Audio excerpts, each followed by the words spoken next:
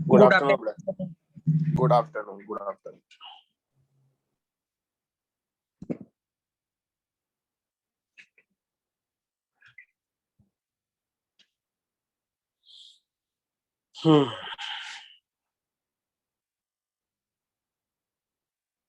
Good afternoon.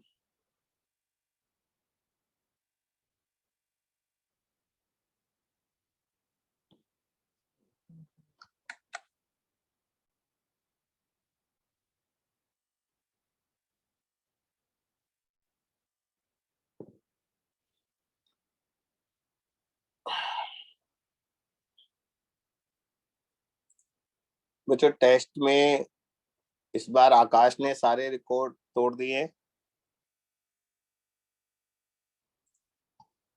Very good performance, बहुत अच्छा।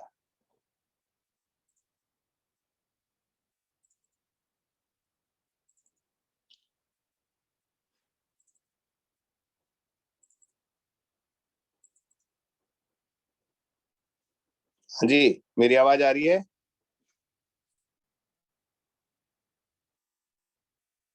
Yes sir.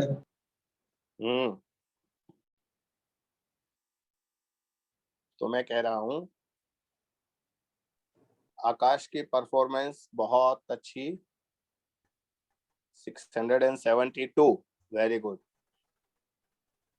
Physics में 175। बेटा, क्वेश्चन पेपर कैसा भी हो, 175 मार्क्स लाना अपने आप में बहुत बड़ी बात है। केमिस्ट्री में 180,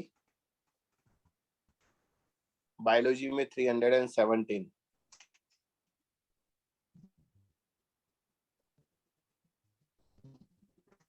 अब देखो, पहले रैंक के बाद सेकंड रैंक पर सीधे 550 मार्क्स है। मतलब 122 नंबर का डिफरेंस है फर्स्ट और सेकंड में। तो इससे ये पता लगा ना कंपटीशन कितना कम है।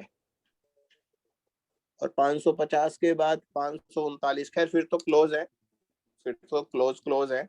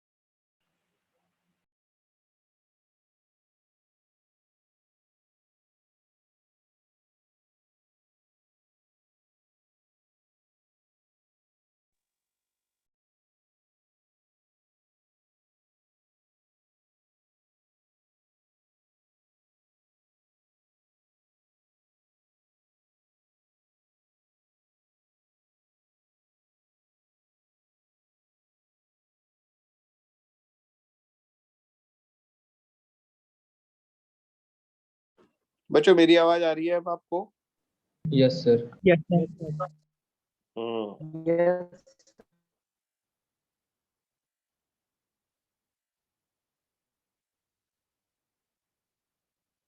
ये मुझे दो जगह से होस्ट दिखा रहा है, 1 मिनट वेट करो, एक बार थोड़ा ठीक हो जाए फिर स्क्रीन शेयर करूंगा मैं।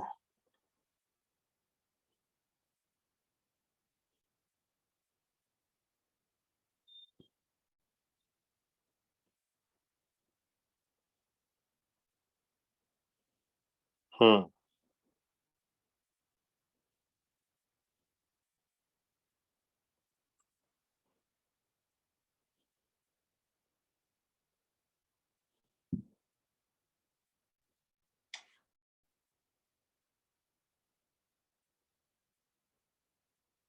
मनीष, इससे मुझे होस्ट बनाओ बेटा।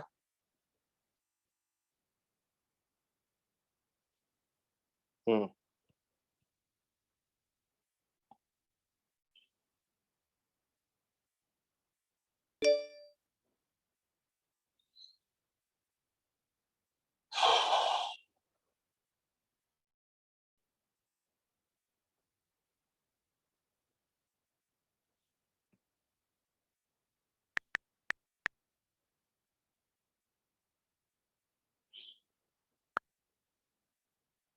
चलिए, तो मैं जो बातें कर रहा था वापस वहीं आता हूँ।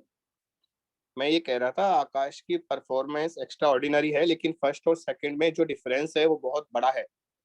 122 नंबर का डिफरेंस है बेटा। आप मुझे सुन रहे हैं? Yes, sir. तो इन बातों का जवाब दीजिए बेटा। आकाश के बाद नम्रता है, 550 नंबर है उसके टोटल। नम्रता के बाद टिल्लू है,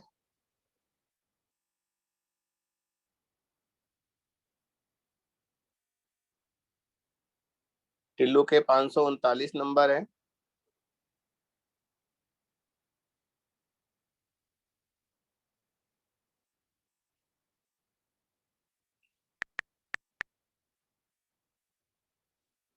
ये हो क्या रहा है? चलिए खैर, रिजल्ट आपके सामने है, एक बार देखकर बेटा एनालिसिस करना। और आहुति के फिजिक्स में बहुत कम है, केमिस्ट्री और बायो में अच्छे हैं। तो अगर ये फिजिक्स में इम्प्रूव कर ले तो इसका स्कोर अच्छा हो जाएगा।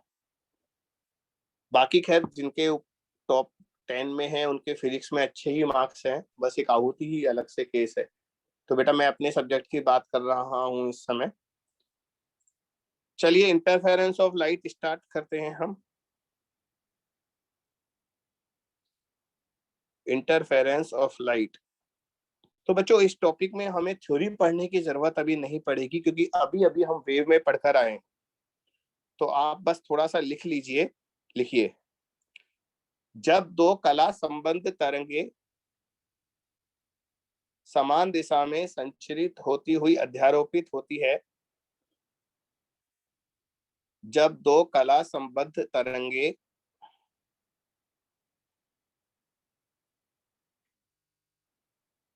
समान दिशा में गति करती हुई अध्यारोपित होती है,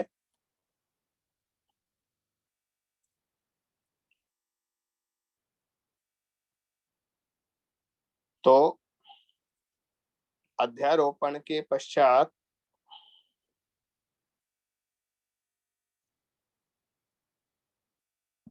अध्यारोपण के पश्चात अलग अलग स्थान पर प्रकाश की तीव्रता अलग अलग हो जाती है। अध्यारोपण के पश्चात अलग अलग स्थान पर प्रकाश की तीव्रता अलग अलग हो जाती है। इंग्लिश में लिखो बेटा। When two coherent wave propagate in same direction and superimpose, when two coherent wave propagate in same direction and superimpose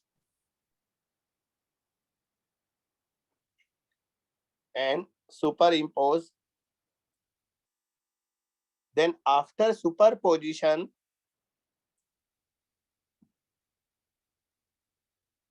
then after superposition,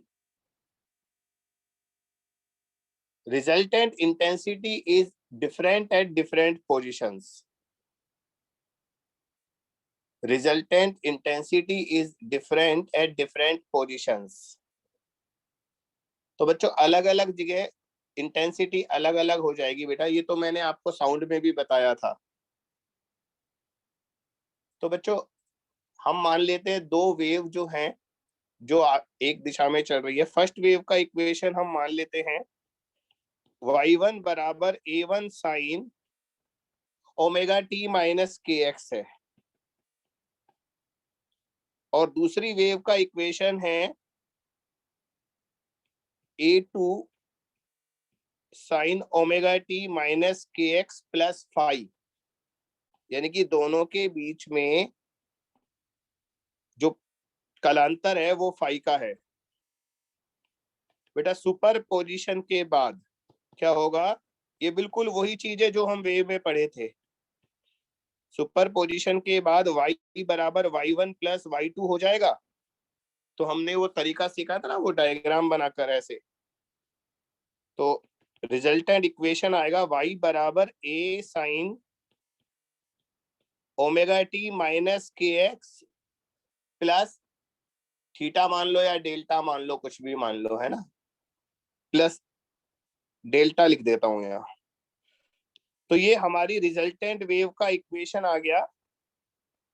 बच्चों हमारे लिए इक्वेशन काम का नहीं है, हमारे लिए काम का है ए कितना आएगा। तो ए निकालने के लिए हम वो फेजर डायग्राम बनाते हैं। देखो एक वेक्टर इधर बना दिया a1, दूसरा इधर बना दिया a2, फिर इन दोनों को सदिश योग कर दिया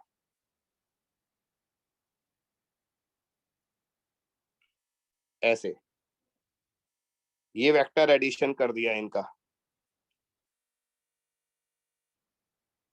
तो ये परिणामी ए आ गया। तो बेटा अगर, हाँ बेटा बोलो। सर यहाँ पे लैम्डा लिखे हैं आप, के x plus delta, delta delta लिख दो, थीटा लिख दो, कुछ भी लिख दो बच्चों, अपन को एक सिंबल चाहिए बस। तो a1 और a2 के बीच एंगल थीटा है, तो बेटा हमारा a कितना आएगा, अब वो सदिश योग वाला फार्मूला आप याद कर लो। तो a बराबर आएगा under root a1 square plus a2 square plus 2a1 a2 cos five. तो ये तो परिणामी तरंग का आयाम आ गया बेटा, एम्पलीट्यूड ऑफ रिजल्टेंट वेव। और परिणामी तरंग की तीव्रता का फार्मूला बताओ, अभी पिछले चैप्टर में ही बताया था मैंने, बताओ क्या आएगा।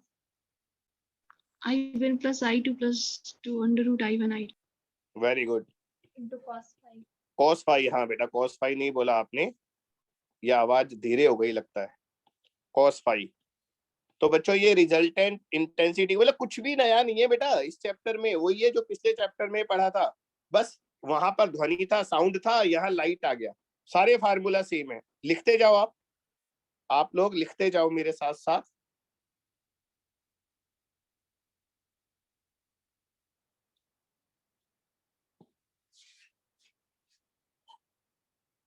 बच्चों जहां पर इंटेंसिटी मैक्सिमम होती है वो कंस्ट्रक्टिव इंटरफेरेंस कहलाता है।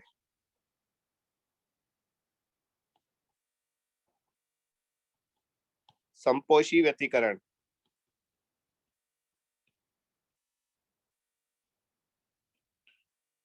तो कंस्ट्रक्टिव इंटरफेरेंस पर फाई कितना कितना होता है, मुझे याद दिलाओ आप। 0, 2 पाई, 4 पाई, 6। शाबाश। और लास्ट में जाकर हम इसे 2n पाई लिख सकते हैं ना। और पाथ डिफरेंस कितना होगा बेटा बोलो।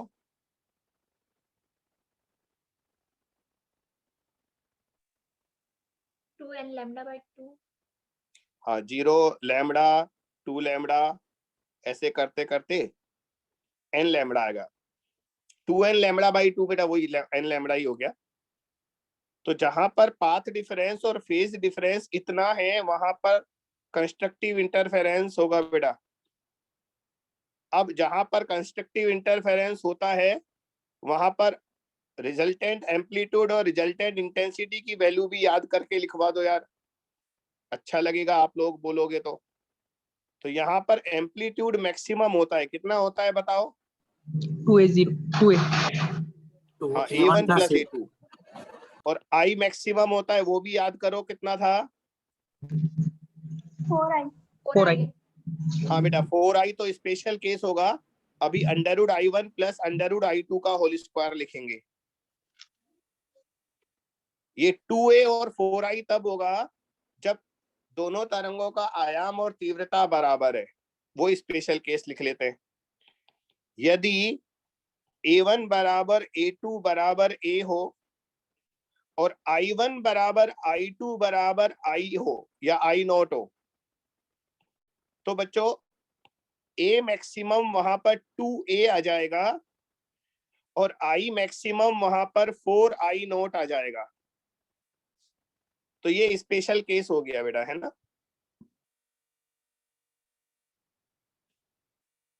अब इसके बाद डिस्ट्रक्टिव,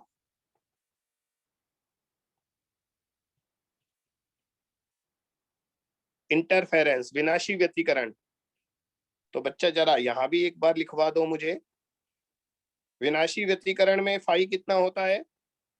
पाई 3 पाई पाई 3 पाई 5 पाई 7 पाई। एन की टर्म्स में बोल दो लास्ट में, पाई 2n 3 plus पाई, हाँ 5 पाई। एन की टर्म्स में बोलो 2n plus 1 हाँ, एन को हम 0 से शुरू करते हैं इसलिए प्लस ले लो। और बच्चों पाथ डिफरेंस आएगा λ/2, 3 λ/2, 5 λ/2 या 2n + 1 λ/2।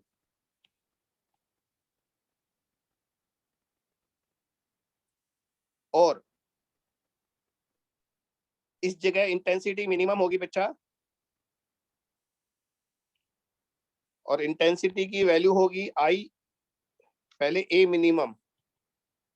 मिनिमम होगा A1 माइनस A2 और आई मिनिमम होगा √I1 माइनस √I2 का होल स्क्वायर। आपको लग रहा होगा मैं यहाँ दमादम लिख रहा हूँ, क्योंकि कुछ भी नया नहीं है ना, अभी अभी तो पढ़कर आए हैं, तो इसमें एक्सप्लेन करने के लिए मेरे पास है ही नहीं कुछ। स्पेशल केस, अगर I1 और I2 बराबर हो जाए, A1 और A2 बराबर हो जाए, मान लो A, और I1 और I2 भी अगर बराबर हो जाए, मान लो I नॉट, तो बच्चों A मिनिमम 0 हाँ और I मिनिमम 0 0। तो ये स्पेशल केस है, हमेशा नहीं होता, ये ध्यान रखना। तो बच्चों ये सब कुछ कॉपी कर लो, ये फॉर्मेलिटी था, क्योंकि सब कुछ तो मैं पढ़ा चुका हूं अभी पिछले ही चैप्टर में, इसलिए ये सब कुछ रिपीटेशन था, एक एक चीज रिपीटेशन थी ये, इसलिए थोड़ा जल्दी भी कर लिया हमने। क्वेश्चन भी सेम है, सब कुछ सेम है बेटा। सर बस साउंड की जगह लाइट का फर्क होगा। बस वहां बार बार ये बोलता था सुनाई दे रहा है, यहाँ बार बार बोलूंगा दिखाई दे रहा है, इतना सा फर्क है बस। सेम क्वेश्चन है, बस यंग्स डबल स्लिट एक्सपेरिमेंट जो आएगा वो नई चीज आएगी, तो इसलिए मैं सीधा इसके बाद वही शुरू कर रहा हूं।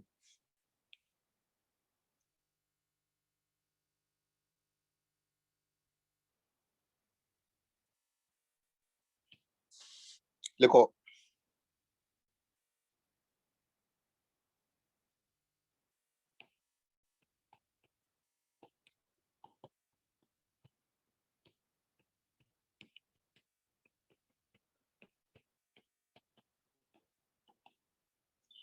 Young's double slit experiment, Young का द्विस्लिट प्रयोग।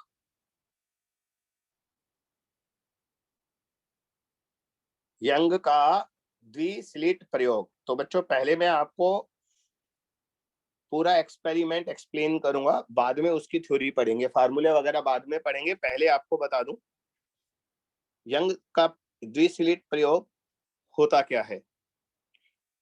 बच्चों यहाँ पर एक लाइट सोर्स है हमारे पास, इससे जो वेव फ्रंट निकलेगा तरंगाग्र, उसको हम 2 स्लिट से पास कराएंगे।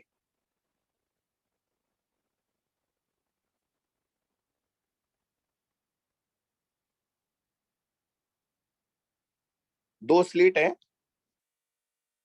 एक स्लिट यहां बना दी, दूसरी स्लिट यहां बना दी।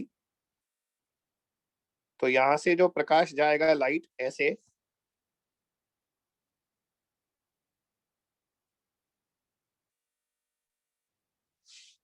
बच्चों वेव फ्रंट शो नहीं कर रहा, तरंगाग्र नहीं दिखा रहा, पिछली बार दिखाया था ना आपको। अब मैं लाइट शो कर रहा हूं। तो बच्चों ये 2 सोर्स बन जाएंगे एक तरह से हमारे। ये दोनों स्लिट जो है, स्लिट को बच्चों हिंदी में भी स्लिट बोलते हैं। ये जो दोनों स्लिट हैं, ये हमारे लिए 2 नए सोर्स बन जाएंगे।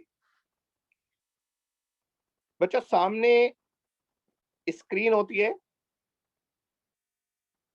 पर्दा, ये सेंट्रल लाइन है, इसलिए इसे हम ओ बोल देते हैं, ओ। अब क्या होगा, हमारे लिए S1 और S2 2 सोर्स बन गए, नए स्रोत। यहां से जो लाइट बाहर आएगी उसमें इंटरफेरेंस होगा बच्चा। अब मुझे एक बात बताओ, S1 से लाइट O पर पहुंची और S2 भी लाइट O पर पहुंची S2 से। तो मुझे बताइए S1 और S2 से जो दोनों लाइट O पर पहुंचेंगी, उनके बीच में पथांतर यानी कि पाथ डिफरेंस कितना होगा? बच्चों छोटे छोटे क्वेश्चंस का जवाब देना तो पढ़ने में मजा आएगा। λ/2। और कौन बताइए बेटा, देखने में कितना पथांतर लग रहा है? पथांतर का मतलब पथ का अंतर, दोनों के द्वारा चली गई दूरी में अंतर बताइए। हाँ, चरणजीत ने भी सही लिखा है, 0 है बेटा। S1 से O की दूरी और S2 से O की दूरी बराबर है। O मध्य बिंदु है, मिड पॉइंट, इसलिए O बिंदु पर पाथ डिफरेंस 0 होगा, पथांतर। अब ऊपर वाली थ्योरी देखकर बताइए, जहां पथांतर पाथ डिफरेंस 0 होता है वहां इंटेंसिटी क्या आती है, मैक्सिमम या मिनिमम? मैक्सिमम। मैक्सिमम आती है। बच्चों अभी स्पेशल केस मान लेते हैं, स्पेशल केस यानी कि अगर I1 और I2 दोनों बराबर हैं, तो O बिंदु पर हमारी तीव्रता क्या होगी? मैक्सिमम इंटेंसिटी होगी बेटा। O पर जो इंटेंसिटी होगी वो मैक्सिमम होगी, मैक्सिमम। समझ गए? तो बच्चों इसको है ना, हम लोग एक ये ऐसे ग्रीन लाइट दिखाई है ना मैंने, ये मान लो मैक्सिमम इंटेंसिटी को शो कर रहा है ये लाइट। बच्चों O से थोड़ा सा ऊपर चलते हैं, मान लो इस बिंदु पर चलते हैं, यहां पर, इस पर। तो S1 से जो लाइट आएगी वो इस बिंदु तक पहुंचेगी, वो इतना चलेगी। और इस बार जो S2 से लाइट आएगी, इसको बेटा थोड़ा ज्यादा चलना पड़ेगा, इसको P बिंदु मान लेते हैं। बल्कि मैं तो P को थोड़ा और ऊपर लेना चाहता हूं, रुको, यहां लेते हैं। बच्चों अब मुझे ये बताइए,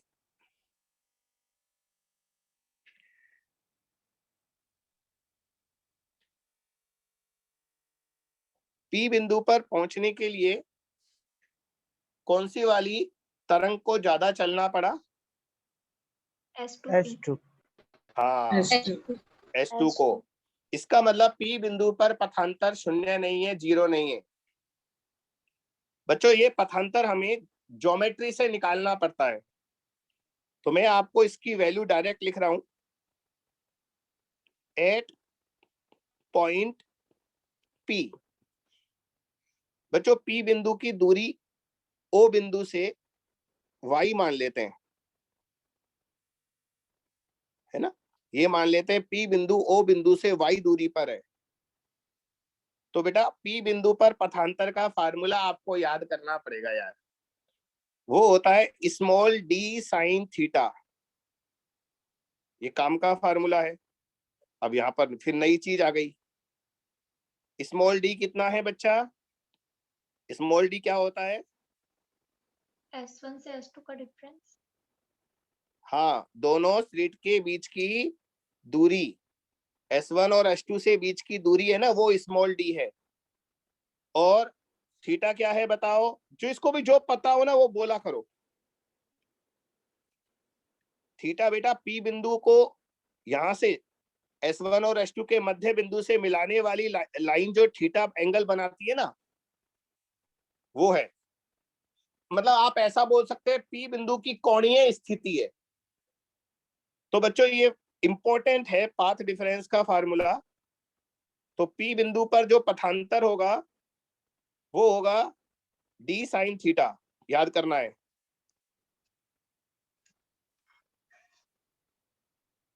बच्चों ज्योमेट्री से निकलता है, अभी मैंने आपको ज्योमेट्री नहीं समझाई क्योंकि फायदा नहीं है, इसलिए फार्मूला याद करेंगे। वैसे ये पथांतर पता कितना होगा? इधर देखो, S1 से यहां पर एक परपेंडिकुलर डालते हैं S2P पर, तो हम ये मानते हैं, एक मिनट, S1 से जो मैंने S2P पर लंब डाला ना, एक परपेंडिकुलर डाला है, इसको N बिंदु लिख दो। तो बच्चों हम मान लेते हैं S1 से P का दूरी और N से P का दूरी लगभग बराबर है, लगभग लगभग। तो जो पथांतर आएगा वो S2N के बराबर आ जाएगा। S2 से जो N का दूरी है वो लगभग पथांतर आएगा। वैसे आपके ये किसी काम का नहीं है, आपको फार्मूला याद करना है। जहां मैं फार्मूला इंपॉर्टेंट होता है तो वहां पर बार बार बोलता हूं फार्मूला याद करना है। तो बच्चों पथांतर का ये फार्मूला इंपॉर्टेंट है। बच्चों लोअर ऑर्डर की जो फ्रिंजेज है, आप जानते हो फ्रिंज क्या होता है? अब जैसे P बिंदु है बच्चों, O बिंदु पर पथांतर कितना था, पाथ डिफरेंस कितना था? 0। अब आप O से थोड़ा भी ऊपर जाओगे तो पाथ डिफरेंस बढ़ेगा? हाँ बढ़ेगा। 0 से बढ़ता बढ़ता जब λ/2 पाथ डिफरेंस हो जाएगा, λ/2, तो बेटा वहां पर कितनी इंटेंसिटी आएगी? या ऊपर देखो ना, थ्योरी देखो, जहां λ/2 पथांतर होता है वहां इंटेंसिटी कितनी होती है? 0 आएगी। क्या आएगी बेटा? 0। तो जहां, हाँ, तो जहां पर पथांतर λ/2 होगा वो कहलाता है, देखो जहां पथांतर 0 था वहां इंटेंसिटी मैक्सिमम थी, इंटेंसिटी मैक्सिमम थी 4I0। इसका नाम होता है बेटा, क्या होता है बताओ उसको? इस फ्रिंज का नाम क्या होता है? Central bright fringe. क्या बोलते हैं इसे?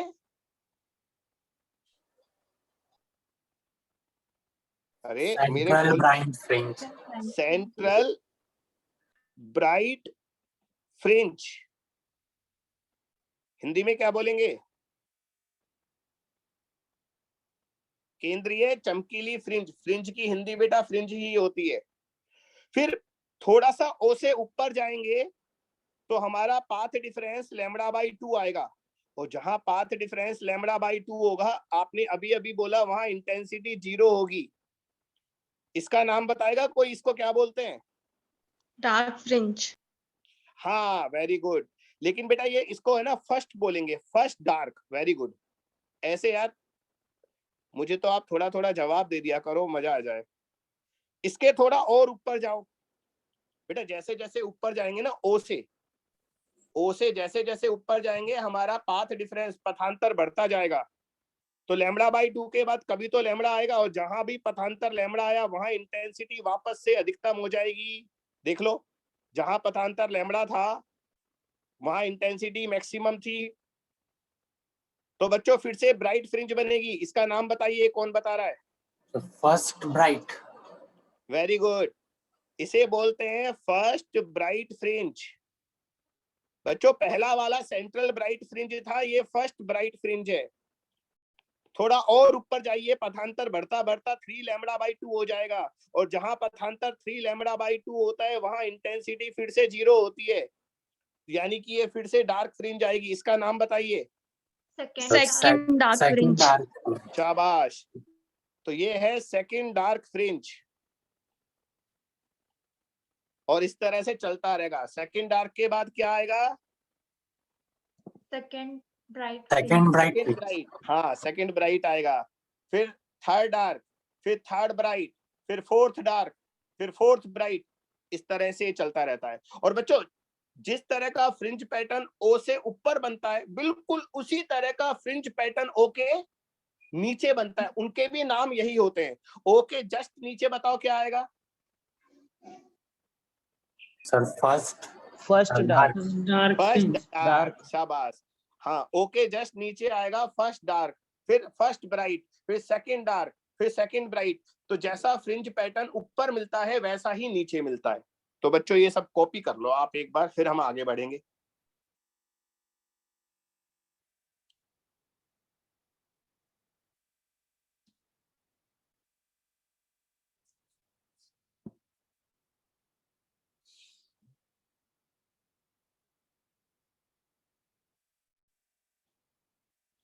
कल से आपकी बायो की क्लास लग सकती है, अभी हम कॉन्फिडेंटली तो नहीं कह पा रहे, एक बार और सर से डिस्कस करूंगा। अगर वो बिल्कुल जब फिट होंगे तब क्लास स्टार्ट करेंगे।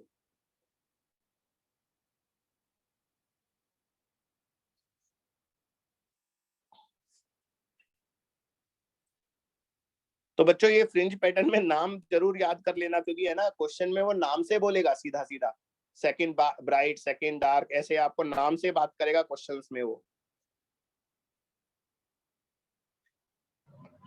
सर स्क्रॉल कीजिए ना नीचे। हाँ नीचे करूं? Yes sir. ये लो,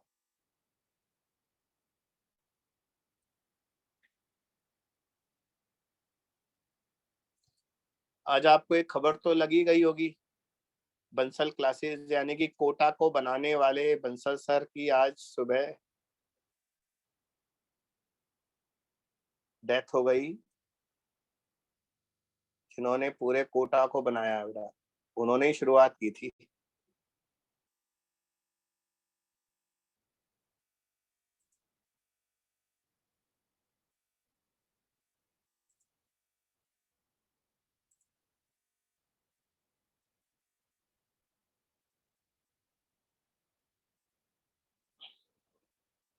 कौन से ईयर में स्टार्ट किए थे? बच्चा हम लोग जब, मतलब मैं जब 11th-12th में था ना, बस तब ये मान लो शुरुआत ही थी कोटा की। उस समय एलन वगैरह तो थे ही नहीं, और अगर थे तो ये भी वो एक एक दो बच्चों को पढ़ाने वाले थे। तो ये बात है, मेरा 12th है 92 का, 1992। तो लगभग 30 साल 32 साल के आसपास हो गए।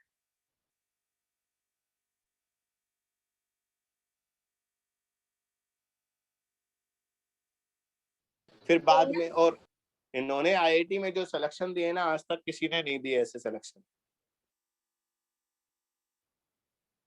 आईआईटी का कोचिंग है बेटा बस केवल।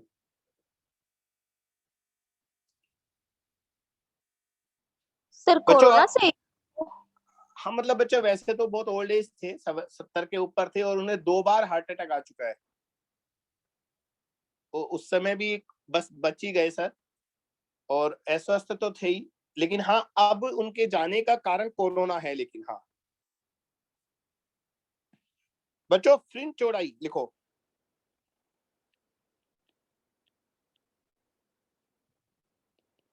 फ्रिंज विड्थ, फ्रिंज चौड़ाई।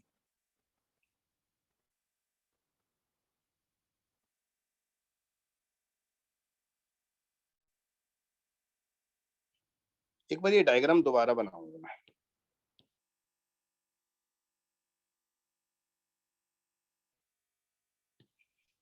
हाँ, इसमें काफी कुछ मैं मिटाऊंगा।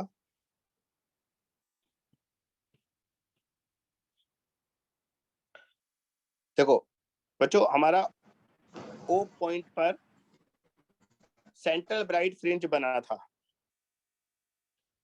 उसके बाद इससे थोड़ा सा ऊपर चलेंगे हम, तो फर्स्ट डार्क बनेगा। ये येलो वाली लाइन को फर्स्ट डार्क मान लो। इसके थोड़ा सा ऊपर चलेंगे तो हमें क्या मिलेगा बताओ? अरे नाम तो बोल दो। First bright. फर्स्ट ब्राइट, हाँ ठीक है। फिर इससे थोड़ा सा ऊपर चलेंगे, फर्स्ट डार्क। फिर उससे थोड़ा सा ऊपर चलेंगे, सेकंड ब्राइट।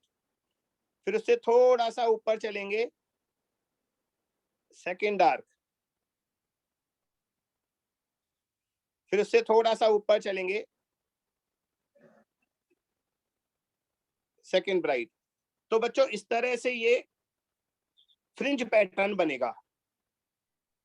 तो बच्चों दो चमकीली फ्रिंजों के बीच की दूरी या दो काली फ्रिंजों के बीच की दूरी, distance between two successive bright fringe और टू सक्सेसिव डार्क फ्रिंज, ये कहलाता है बेटा फ्रिंज विड्थ। तो डायग्राम में मैं दो जगह फ्रिंज विड्थ दिखा रहा हूं। ये देखो, एक तो ये वाला फ्रिंज विड्थ होगा, ये तो दो चमकीली फ्रिंजों के बीच की दूरी, फ्रिंज विड्थ को बीटा से लिखते हैं। और दो चमकीली फ्रिंजों के बीच की दूरी नहीं लेना चाहते तो दो डार्क फ्रिंजों के बीच की दूरी ले लो। देखो, दो येलो लाइन के बीच की दूरी ये भी सेम होती है, दोनों सेम आती है। और जैसा फ्रिंज पैटर्न ओ के ऊपर बन रहा है बच्चों, बिल्कुल वैसा ही ओ के नीचे बनेगा। तो ये जो फ्रिंज विड्थ बीटा होता है, इसे निकालना है बेटा। हमने पाथ डिफरेंस में थोड़ा सा एक्सप्लेन करना चाहता हूं। पाथ डिफरेंस का ऊपर फार्मूला लिखा था डी साइन थीटा, याद है यस सर। बच्चों? ये जो लोअर ऑर्डर की फ्रिंजेस होती है ना, पहली, दूसरी, तीसरी, तुम्हें पता है बीटा की वैल्यू कितनी होती है? लगभग कितनी होती है? ऐसी अंदाजे से बता दो। Sir 2 lambda capital D upon अरे स्मॉल। फार्मूला नहीं पूछा मेरा बच्चा, फार्मूला नहीं पूछ रहा मैं, अंदाजे से वैल्यू बताओ, बीटा कितना होता है लगभग?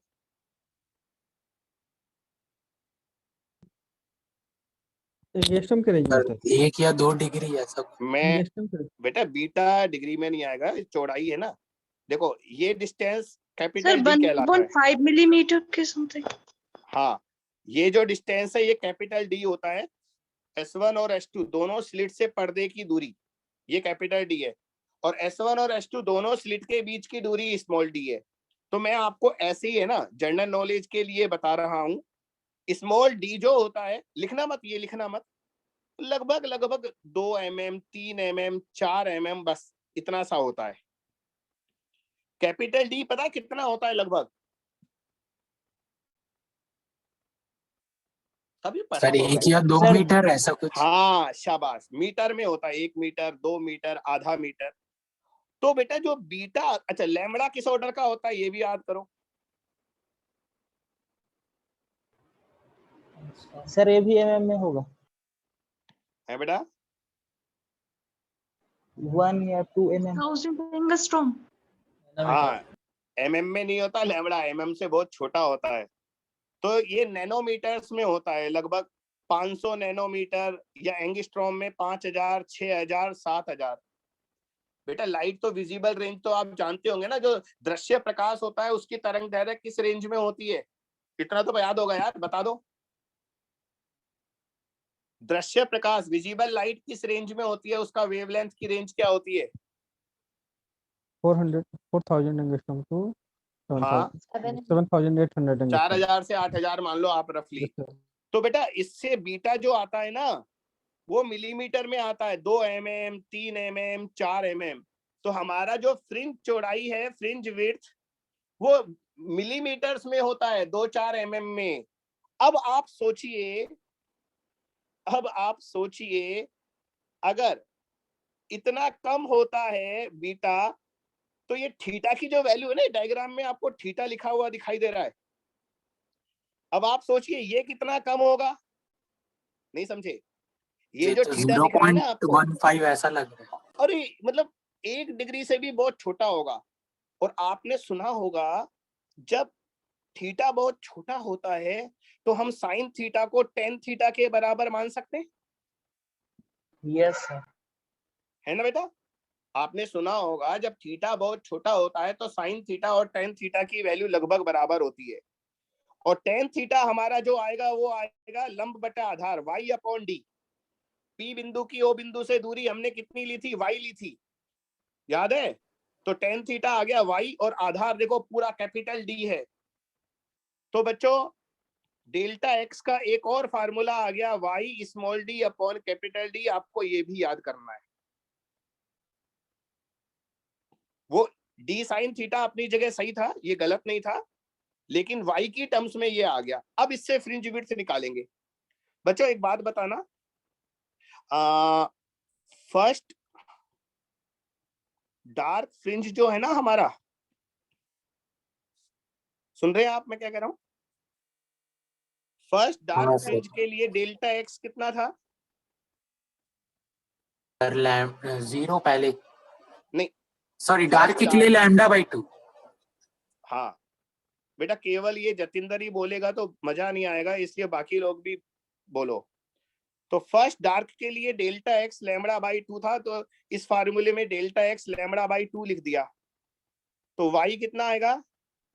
y आएगा lambda capital D upon 2 small D. ये पता है क्या आ गया बच्चों? ये y क्या आया आपको पता है? यस सर, बीटा की वैल्यू। नहीं नहीं नहीं नहीं नहीं नहीं नहीं नहीं, ये पहली डार्क सर, फ्रिंज का ओ बिंदु से दूरी आया है, और ये बीटा नहीं होता बेटा। ओ से फर्स्ट डार्क बीटा नहीं है, बीटा/2 है। हाँ, अब इसके बाद कैलकुलेट करते हैं फर्स्ट ब्राइट फ्रिंज। आप सब समझ जाओगे, आप देखते रहो बस। फर्स्ट ब्राइट फ्रिंज बेटा, फर्स्ट ब्राइट फ्रिंज के लिए डेल्टा एक्स कितना होता है? 0 ही होता है। ओए क्या कर रहा है? वो हाँ, सेंट्रल होता है, लैम्डा लैम्बडा होता है। हाँ, अरे हाँ, तो लैम्बडा, डेल्टा एक्स को लैम्बडा लिख दो और यहाँ से y निकाल लो, तो y आएगा lambda capital D upon small D. ये क्या है? फर्स्ट ब्राइट फ्रिंज है ना, उसका o से दूरी b1। और बच्चों अब देखो, जो फर्स्ट ब्राइट था उसका बिंदु o से दूरी ही तो बीटा था, यानी कि हमारे बीटा का फार्मूला आ गया lambda capital D upon small D. तो अगर आप पूरे डेरिवेशन पर ध्यान नहीं देना चाहो तो आप ये फार्मूला याद कर लो, लेकिन जब प्रश्न में अटको तो फिर मुझसे शिकायत मत करना, वो अटक सकते हो। इसलिए डेरिवेशन में मैंने सिर्फ है ना आपको 2 फ्रिंज की दूरी निकाली है, ताकि आपको अंदाजा लग जाए कि किसी भी फ्रिंज की ओ से दूरी हम कैसे निकालेंगे। ये लिख लो बेटा, ये वैल्यू मत लिखना, ये जो मैंने वैल्यू लिखी है ना, ये तो मैंने आपको अनुमान के लिए बताया था, बस ये मत लिखना, बाकी सब लिख लो। और वो डायग्राम भी बनाना है। वैसे ये डायग्राम तो खैर आपको याद हो जाए तो मत बनाओ, बस यही बताना है, पहले सेंट्रल ब्राइट आता है, फिर फर्स्ट डार्क, फिर फर्स्ट ब्राइट, फिर सेकंड डार्क, फिर सेकंड ब्राइट, बस ये नाम याद रखने हैं आप। तो बच्चों फ्रिंज चौड़ाई का फार्मूला आ गया lambda capital D upon small D.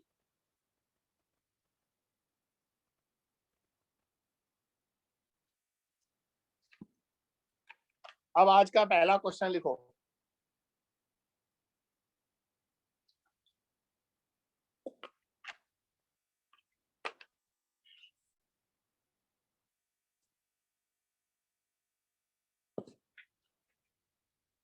लिख लो तो बोल देना।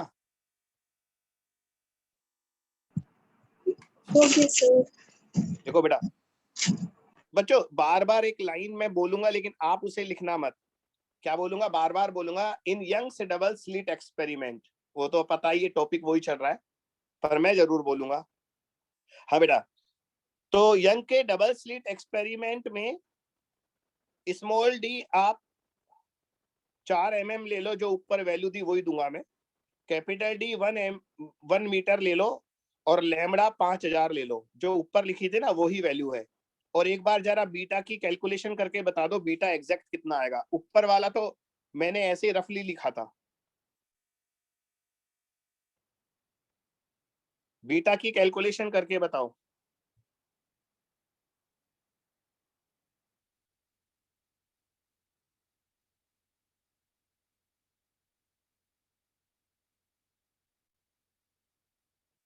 बेटा वो एंगस्ट्रॉम को पता है ना कितना होता है? 10⁻⁻10। हाँ, तो बीटा का फार्मूला लगाओ पहले, lambda capital D upon small D. Lambda होगा 5 × 10⁻⁻7 हो जाएगा बेटा, -10 और 3 बिंदु यहाँ से हट जाएगी। कैपिटल डी 1 है और ये 4 मिलीमीटर है बेटा, इसको मिलीमीटर को मीटर में बदलना है, ध्यान रखना। तो आएगा 1.25 10 की घात -4, -4 है ना, 1.25 10 की घात 10⁻⁻⁴ ये मीटर में आएगा, इसको मिलीमीटर में बदल दो तो 0.125 मिलीमीटर इतना आएगा। इसलिए मैं कह रहा था ऊपर वाली वैल्यू ये गलत थी, तो इसको मिटा ही देते हैं, वरना ऐसा लगेगा हमने कोई गलत कैलकुलेशन कर दी।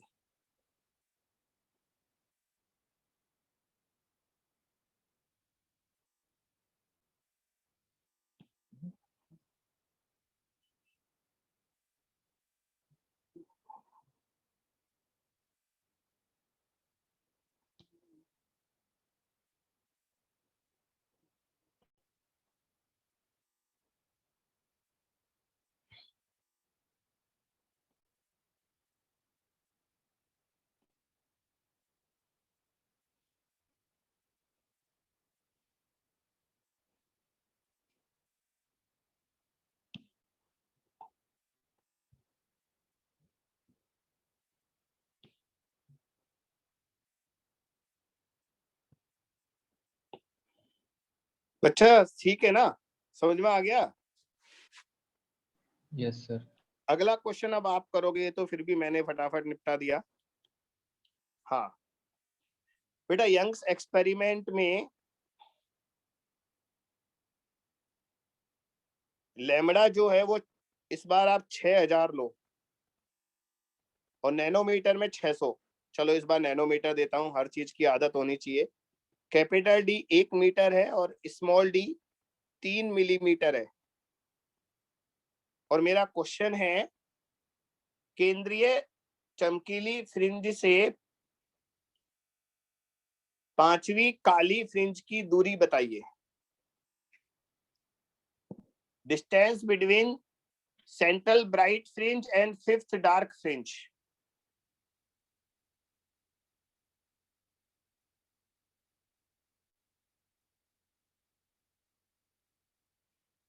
Distance between central bright fringe and 5th dark fringe. केंद्रीय चमकीली फ्रिंज से 5वीं काली फ्रिंज की दूरी बतानी है मिलीमीटर में।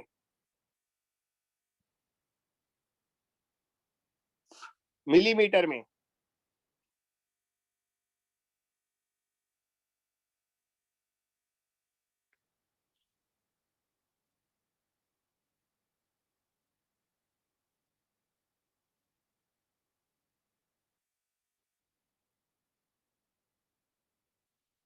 बच्चों एक काम करो, पहले तो इसका बीटा निकालो, क्योंकि हमें है ना बीटा में ही समझाऊंगा मैं आपको सारा कुछ।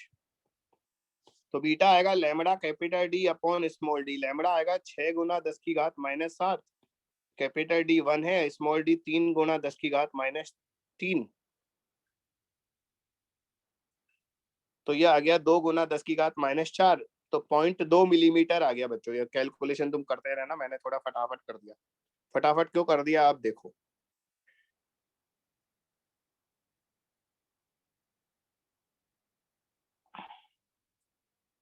बच्चों अब एक फ्रिंज पैटर्न बना लेते हैं, सीखो आप।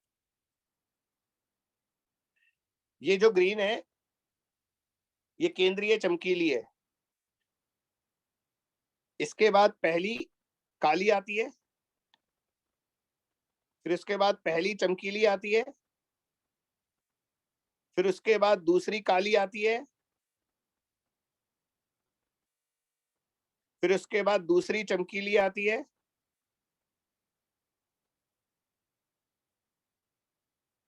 बच्चों ये बनाना पड़ेगा और क्या करें। फिर उसके बाद तीसरी काली आती है, फिर तीसरी चमकीली आती है, फिर चौथी काली, फिर चौथी चमकीली, और फिर जाकर आएगा 5वीं काली। अब पहुंच गए हम। धीरे धीरे आदत पड़ जाएगी, फटाफट काम हो जाएगा। तो बच्चों ग्रीन जो है लाइन वो सेंट्रल ब्राइट है, तो सेंट्रल ब्राइट के बाद ध्यान दो, ये फर्स्ट डार्क, ये सेकंड डार्क, ये थर्ड डार्क, ये फोर्थ डार्क और ये 5th डार्क। तो दूरी बताओ कितनी हुई। बच्चों यहां से यहां तक 1 बीटा, फिर ये 2 बीटा, फिर ये 3 बीटा, फिर ये 4 बीटा, और 4 बीटा के बाद ये आधा बीटा। बात समझ में आई बेटा? Yes sir. तो ये टोटल डिस्टेंस कितना हो गया यहाँ से 9 यहाँ by तक 2। का? 9 हाँ, ये टोटल डिस्टेंस जो हो गया ये हो गया 9/2 बीटा। ये पूछा है मैंने आपसे, और बीटा हम पहले से ही निकाल चुके। तो हमारा आंसर क्या आएगा? y आएगा 9/2 बीटा। 9/2 गुणा 0.2 यानी कि 0.9 मिलीमीटर। ये हमारा आंसर है। तो साक्षी का सही था, भावना का सही था, और मनीष का सही था। हाँ, इन बच्चों का सही था। तो बच्चों, इस क्वेश्चन में मैंने आपको तरीका बता दिया। ये लाइनें बना लेना फटाफट फटाफट, और गिन लेना कितना बीटा है।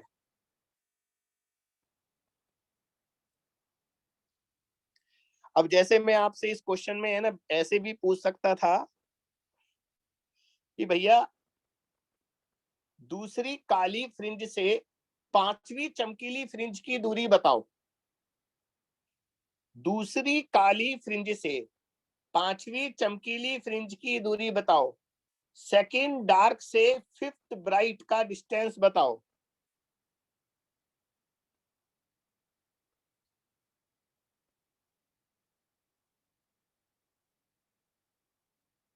बताओ कितना आएगा? 0.7। सही है। अब मैंने इस बार जो पूछा है उसके लिए आपको एक लाइन ऊपर और बनानी पड़ेगी। ये पांचवी चमकीली यहां आएगा बेटा।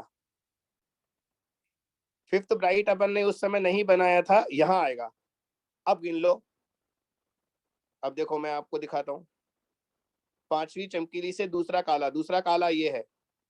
तो यहां से यहां तक 1 बीटा, फिर ये 2 बीटा, फिर ये 3 बीटा, और सेकंड डार्क यहाँ पर है। 3 बीटा में आधा बीटा और जोड़ दो, तो ये आएगा 7/2 बीटा, और बीटा की वैल्यू रख देना 0.7 आ जाएगा। ओ भैया, बात समझ में आ रही है? Yes sir. हाँ, चलो अगला क्वेश्चन। अब दूसरा तरह का क्वेश्चन देते हैं बच्चों। एक बार हमने है ना यंग का प्रयोग हवा में किया, वायु में, तो हमारा फ्रिंज विड्थ बीटा आया। फिर मैं इस पूरे एक्सपेरिमेंट को पानी में किया, तो फ्रिंज विड्थ पर क्या फर्क पड़ेगा पानी में ले जाने पर? बताओ।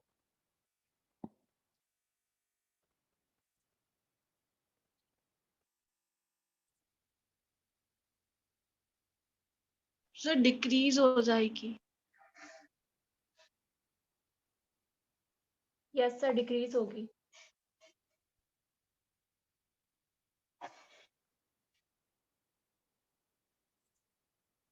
हाँ, डिक्रीज क्यों होगी बेटा?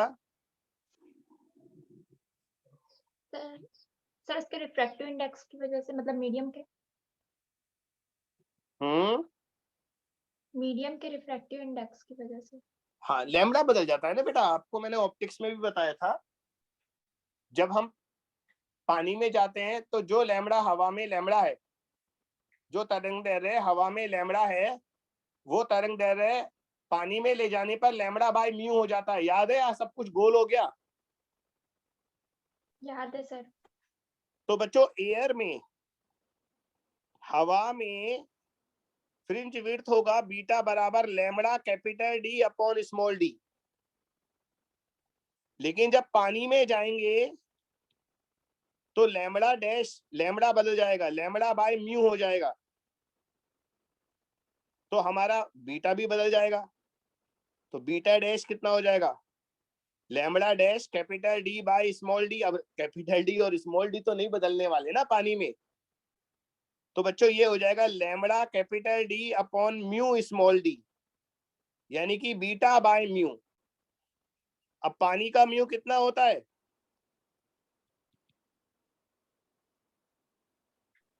4/3 सर। 4/3। तो 4/3 से भाग दोगे तो 3/4। ये आंसर आएगा आप अपने क्वेश्चन का। तो जो फ्रिंज विड्थ हवा में बीटा थी, वो पानी में ले जाने पर 3/4 बीटा हो गई, यानी कि कम हो गई। कम क्यों हुई? क्योंकि पानी में ले जाने पर वेवलेंथ तरंग दैर्ध्य लैम्बडा बाई म्यू हो जाता है, तो फ्रिंज विड्थ भी बीटा बाई म्यू हो जाएगा।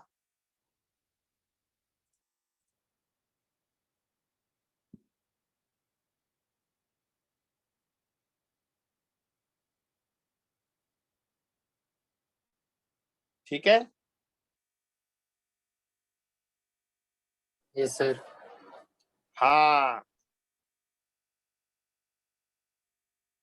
चलो अगला क्वेश्चन करो।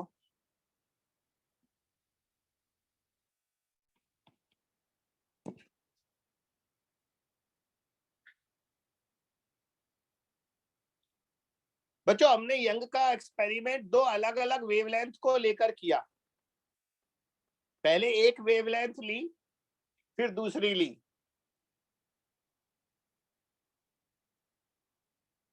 तो बच्चों पहली वेवलेंथ है 5000 एंगस्ट्रॉम। बच्चों लैंग्वेज लिखाने का टाइम नहीं है, एक एक क्वेश्चन की बहुत टाइम लगेगा। और दूसरी वेवलेंथ है, नहीं पता, निकालनी है। और कंडीशन क्या है क्वेश्चन की, लैम्बडा 1 का 7वीं चमकीली फ्रिंज और लैम्बडा 2 की 5वीं चमकीली फ्रिंज एक ही स्थान पर बनती है। ये क्वेश्चन में दिया है, लिख लो चाहो तो। लैम्बडा 1 की 7वीं चमकीली फ्रिंज और लैम्बडा 2 की 5वीं चमकीली फ्रिंज एक ही जगह बनती है, तो आपको लैम्बडा 2 निकालना है। तो बेटा 7th bright fringe of lambda 1 coincides to the 5th bright fringe of lambda 2।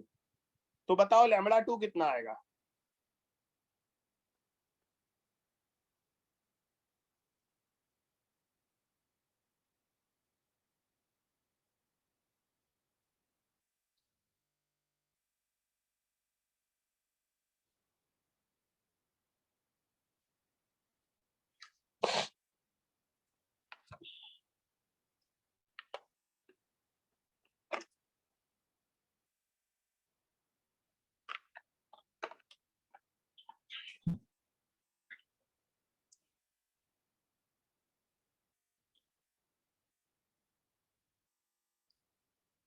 हाँ बेटा, हाँ ए लिख दिया कर, ए से समझ जाऊंगा मैं, इतना बड़ा एंगस्ट्रॉम लिखा है। सही है, मनीष का सही है, जतिंदर का सही है। 7000 एंगस्ट्रॉम आएगा। हाँ बच्चों मैंने कहा एक ही जगह बनती है, यानी कि दोनों का वाई सेम है ना, एक ही जगह, मतलब वाई वाई होता है ओ से उस बिंदु की दूरी। और अच्छा बताओ लैम्बडा 1 पहली तरंग दैर्ध्य का 7वां ब्राइट, बेटा 7वें ब्राइट का ओ से दूरी बीटा की टर्म्स में कितना बीटा होता है? 7 बीटा। एक बार फिर से बोलो। 7 बीटा। हाँ, इसका मतलब पहली तरंग दैर्ध्य का 7 बीटा और 5वीं चमकीली फ्रिंज का ओ से दूरी होगा 5 बीटा। तो पहली का 7वां ब्राइट, दूसरी का 5वें ब्राइट एक ही जगह का मतलब दोनों का वाई सेम है। तो 7 beta 1 is equal to 5 beta 2 कर दो। बेटा बीटा होता है lambda capital D upon small D, capital D और स्मॉल डी दोनों तरफ कट जाएगा, यानी कि 7 lambda 1 is equal to 5 lambda 2 आएगा। लैम्बडा 1 कितना है? 5000, यहाँ 5000 लिख दो और लैम्बडा 2 निकाल दो। तो बेटा कैलकुलेट करने पर लैम्बडा 2 आएगा 7000 एंगस्ट्रॉम। अब जिसको समझ में नहीं आया वो पूछो बेटा। पहली तरंग दैर्ध्य का 7वां ब्राइट दूसरी तरंग दैर्ध्य के 5वें ब्राइट एक ही जगह बनता है, यानी कि दोनों का वाई सेम है। तो एक का 7 बीटा दूसरे के 5 बीटा के बराबर है।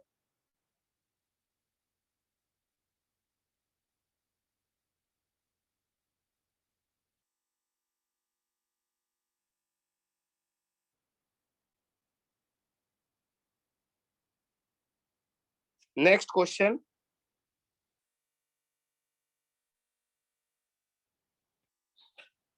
बच्चों YDSC एक्सपेरिमेंट में स्मॉल डी आपको 3 mm लेना है, capital D 1 mm 1 metre, lambda 6000।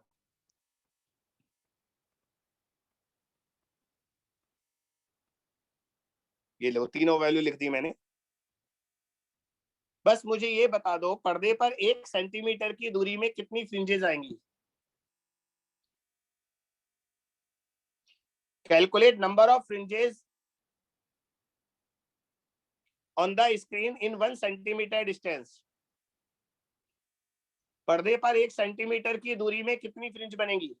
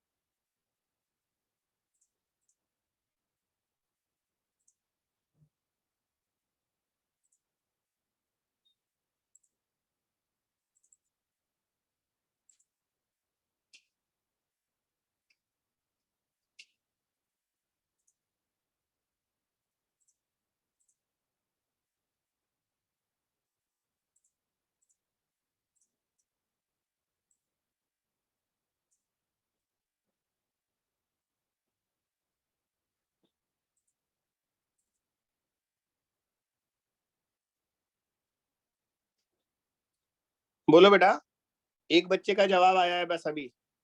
Sir 1 centimetre ना सर। हाँ बच्चा 4 या 5 बार बोला हूँ, फिर ठीक भी तुम है। पूछते हो। हाँ 1 सेंटीमीटर में।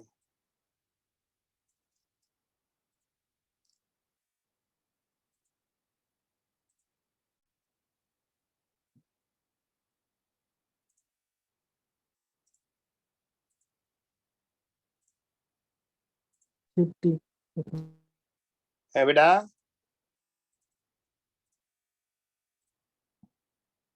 50। जतेंद्र का, तेजेंद्र का 50 है, भावना का 50, पूजा का 50, 100 टोटल एंड 50 डार्क 50 ब्राइट। बेटा वो फ्रिंज है ना, डार्क और ब्राइट को मिलाकर एक ही बोलते हैं अपन, है ना, 2 नहीं बोलते। तो आप 50 ही बोलो, है ना, टोटल 100 मत देना एग्जाम में, 50 ही बोलना। तो बिल्कुल सही जवाब है आप लोगों का। बेटा पहले तो वो निकाल लो ना, लैम्बडा बीटा निकाल लो। मैं बीटा कैलकुलेट करके नहीं बता रहा, सीधा लिख रहा हूं, क्योंकि ऊपर अभी अभी मैंने सेम वैल्यू से कैलकुलेट किया था ना, कितना आया था वो 0.2। तो बीटा हमारा 0.2 आएगा बेटा। तो अगर 0.2 मिलीमीटर डिस्टेंस में एक फ्रिंज आता है तो 1 सेंटीमीटर में कितना आएगा, डिवाइड कर दो। तो नंबर ऑफ फ्रिंजेस जो आएगा वो आएगा 1 centimetre divided by 0.2 millimetre. 1 centimetre divided by 0.2 millimetre. बेटा सेंटीमीटर मिलीमीटर को कन्वर्ट कर लेना, तो कैलकुलेट करने पर ये 50 आ जाएगा।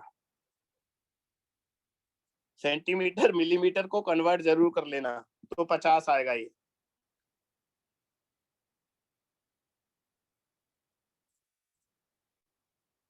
चलो बच्चों, अब है ना कुछ कॉन्सेप्चुअल क्वेश्चन पूछ रहा हूँ, थ्योरेटिकल, कैलकुलेटिव नहीं है।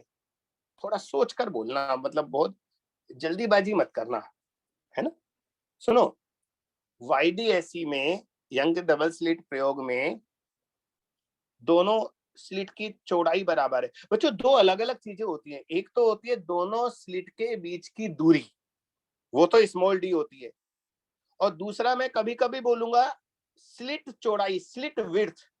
स्लिट विड्थ वो जगह होती है जितना वो ओपनिंग होता है ना, स्लिट कितनी बड़ी है, चौड़ी कितनी है। तो अगर मैं ये बोल रहा हूं दोनों स्लिट की चौड़ाई बराबर है, तो इससे कंक्लूजन क्या निकलेगा बताओ, क्या कंक्लूजन निकलता है। यस, इसका मतलब दोनों की इंटेंसिटी I1 और I2 बराबर है। तो बच्चों कई बार प्रश्न में ये नहीं बोलेगा I1 और I2 बराबर है, बल्कि बोलेगा दोनों स्लिट की चौड़ाई बराबर है। तो उसका मतलब यही निकलता है कि I1 और I2 बराबर है। याद रखना, ध्यान देना, चाहो तो इन चीजों को लिख लिया करो। इक्वल स्लिट विड्थ मतलब I1 is equal to I2। Equal slit width, इसका मतलब है I1 बराबर I2। हाँ, तो बच्चों यंग के प्रयोग में दोनों स्लिट की चौड़ाई बराबर है और केंद्रीय उच्चिष्ट सेंट्रल ब्राइट जो है उसकी जो इंटेंसिटी है वो मान लो I0 है। ढंग से सुनना, ये प्रश्न बहुत अच्छा है। जब दोनों स्लिट की चौड़ाई बराबर है तो सेंट्रल ब्राइट फ्रिंज, केंद्रीय चमकीली फ्रिंज की इंटेंसिटी, तीव्रता I0 है। बच्चों अगर मैं एक स्लिट को ढक दूं, हाथ लगा लूं, S2 के नीचे आगे हाथ लगा लिया, तो बताओ O बिंदु पर पहले तीव्रता I0 थी, अब O बिंदु पर तीव्रता कितनी होगी? ये O बिंदु है, देख लो। सेंटर पर पहले इंटेंसिटी I0 थी, अब इंटेंसिटी कितनी होगी बताओ? लॉजिकल क्वेश्चन है 1/4। ठीक है, और बोलो। सर I1 ही होगी सर। I0। अच्छा, और बोलो, बोलो बेटा। सर हाफ हो जाएगी। आधी हो जाएगी, ठीक है, और बोलो।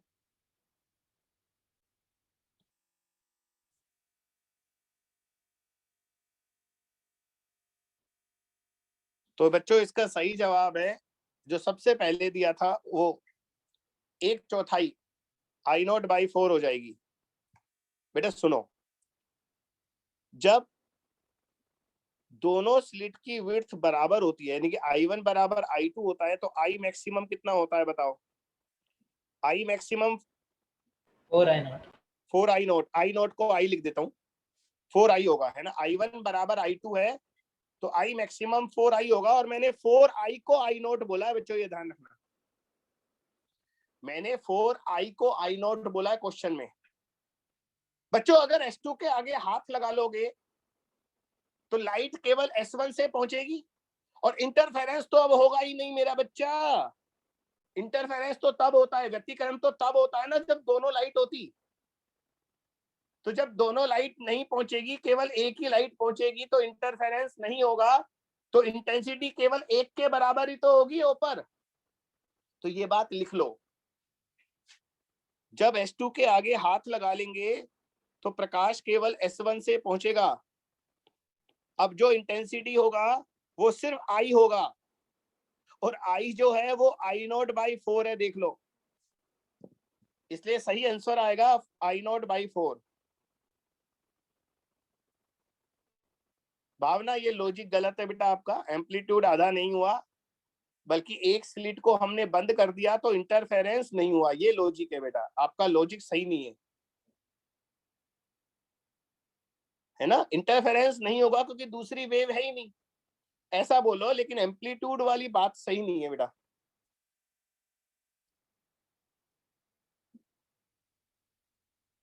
बच्चों बात समझ में आई? बहुत प्यारा क्वेश्चन है ये, कई बार पूछ लिया एग्जाम में इसको। सर इसको रिपीट कीजिए ना। कौन सी वाली बात रिपीट करूं बता, मैं कौन सी चीज समझ में नहीं आई?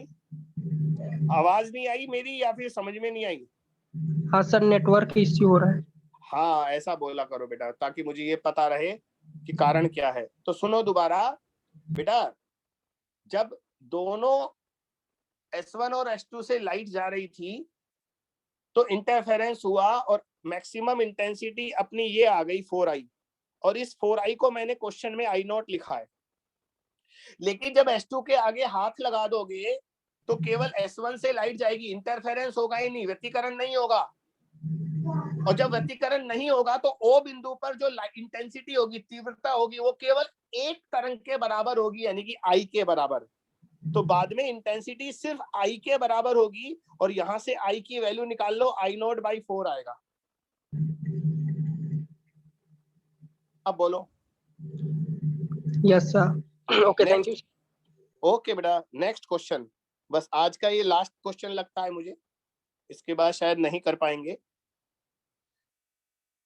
बच्चों, यंग के प्रयोग में दोनों स्लिट की विड्थ इक्वल है, यानी कि ये क्वेश्चन में दिया है कि I1 बराबर I2 है। मैं डायरेक्ट लिख देता हूं, आपकी मदद हो जाएगी।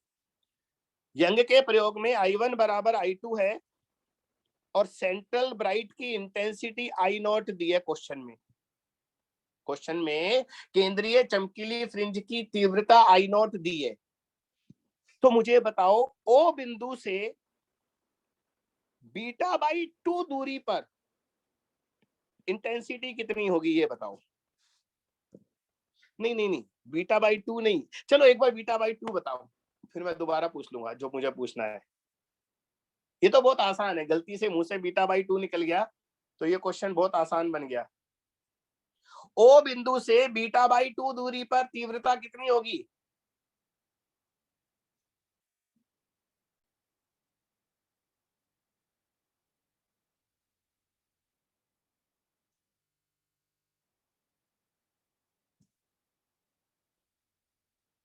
कहाँ चले गए? सर है ना, थोड़ा सोच रहे। अरे कैलकुलेट नहीं करना, O बिंदु से β/2 कहाँ पहुंचोगे आप, ये सोचो। भावना का जवाब सही है, पल्लवी बेटा आपका गलत है। अरे 0 होगी ना। O बिंदु से β/2 दूरी पर हम कहाँ पहुंच जाते हैं बेटा, वो पहले डार्क पर पहुंच जाते हो ना। इधर देखो, O बिंदु से β/2 दूरी पर कहाँ पहुंच जाओगे? डार्क पर, और डार्क पर पहुंच जाओगे, और डार्क की इंटेंसिटी कितनी होती है? 0 होती है जब I1 और I2 बराबर होते हैं। तो बेटा इस क्वेश्चन का आंसर 0 आएगा। O बिंदु से β/2 दूरी का मतलब है आप फर्स्ट डार्क पर पहुंच गए, पहली काली फ्रिंज पर पहुंच गए। इसलिए मैं क्वेश्चन में करेक्शन करके बेटा इसको β/4 कर देता हूं, अब क्वेश्चन अच्छा बनेगा। ये वो β/2 मुझसे गलती से निकल गया, इसलिए वो क्वेश्चन मैंने दे दिया, आप दोबारा करो। तो बच्चों O बिंदु से β/4, अब देखो β/4 कहाँ आएगा? पहली चमकीली और पहली काली, सॉरी, केंद्रीय चमकीली और पहली काली के बीच में आएगा, वहां पर बताना है इंटेंसिटी कितनी होगी। और मैं आपको हिंट देता हूं, इसमें क्या करोगे आप, ये वाला फार्मूला लगाओगे, I बराबर I1 plus I2 plus 2√I1 I2 cos phi, और फाई निकालोगे डेल्टा एक्स से, और डेल्टा एक्स निकालोगे इस फार्मूले से। देखो ये फार्मूला लिखाया था ना मैंने, कहाँ गया यार वो, एक फार्मूला लिखाया था डेल्टा एक्स का, y small d upon capital D, कहाँ गया यार वो, ये रहा। डेल्टा एक्स इससे निकालोगे, फिर डेल्टा एक्स से फाई निकालोगे, और फाई को उस फार्मूले में रखोगे, तब आपकी इंटेंसिटी आएगी। अब करो, बस आज का ये लास्ट क्वेश्चन है बेटा।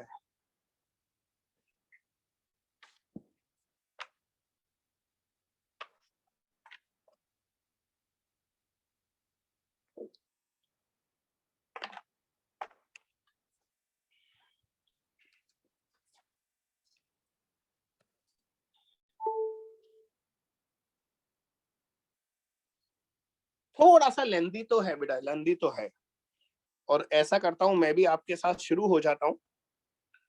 बेटा सबसे पहले डेल्टा एक्स निकालेंगे इस वाले फार्मूले से, y small d upon capital D होता है, और y मैंने क्वेश्चन में कितना दिया है, β/4, तो ये आएगा β/4 small d upon capital D।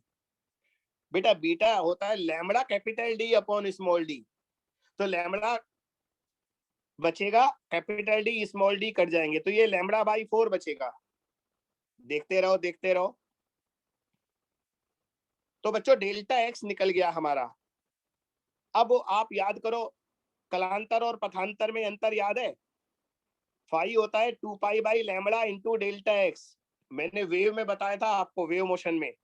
यहाँ पर डेल्टा एक्स को λ/4 लिखोगे तो फाई आएगा π/2, फाई निकल गया।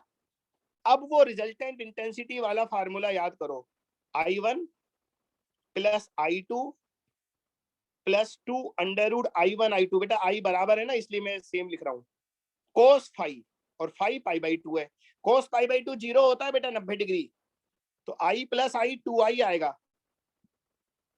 लेकिन बच्चों एक बात ध्यान रखना, आंसर 2I मत लिखना, क्योंकि मैंने आपको केंद्रीय चमकीली फ्रिंज की तीव्रता I0 दी है, और I0 जो होता है वो 4I होता है, तो ये I0/2 आएगा। ध्यान रखना, हमारा जो I0 है वो 4I है, तो 2I किसके बराबर होगा, I0/2।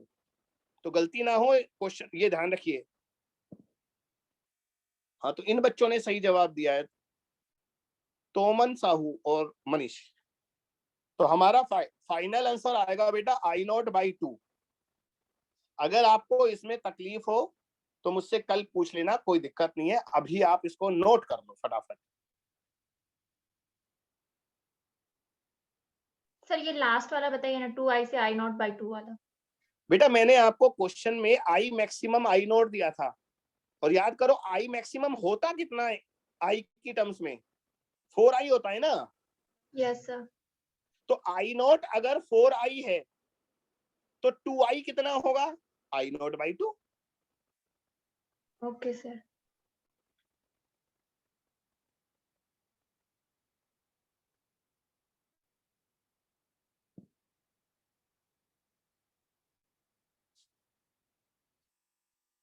ऐसा करता हूँ, आज पहला PDF आपको भेज ही देता हूँ, ये अभी भेज देता हूँ, है ना। तो बच्चों हेलो हाँ बोलो। सर, आज मेरे को नेटवर्क इशू हो रहा था फिजिकल की बेटा क्लास वो में, तो आप रिकॉर्डिंग उसका तो मिल ही रिकॉर्डेड लेक्चर। जाएगी, रिकॉर्डिंग तो आपको मिल ही जाएगी, इसलिए कोई इशू है ही नहीं। और PDF भी दे रहा हूँ, रिकॉर्डिंग भी मिल गई, बात खत्म हो गई, है ना। आराम से देखो समझो, और उसके बाद डाउट हो तो पूछ भी लेना। Okay sir, thank you sir. Okay बेटा, चलो बाय सर। बाय बेटा।